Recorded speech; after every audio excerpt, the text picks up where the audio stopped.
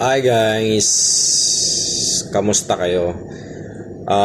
Dito ako nag-analyze ng trade sa TradingView using another mobile. And makikita nyo dito sa tapat na to, meron siyang short entry.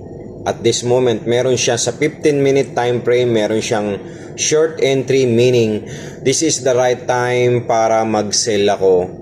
So, sa sunod na video, makikita nyo, ipapakita ko kung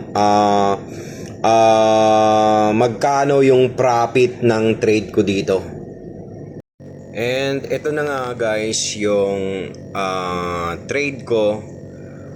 Nag-a-analyze ako sa another mobile sa TradingView platform, pero dito ako nag-enter ng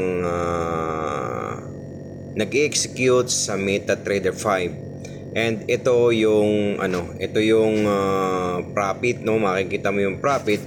Kung igagano ko siya, makikita mo yung profit. Ito na yung profit niya. Okay?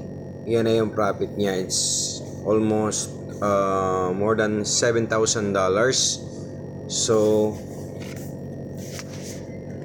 yan, eto na siya. So meron siyang short entry sa TradingView, meron siyang short entry, meaning the market or the price will be heading to the downside using this indicator. So kitang-kita talaga na nagkakaroon siya ng accurate talaga yung execution. So bibitawan ko siya, i-hold position ko siya siguro until few hours.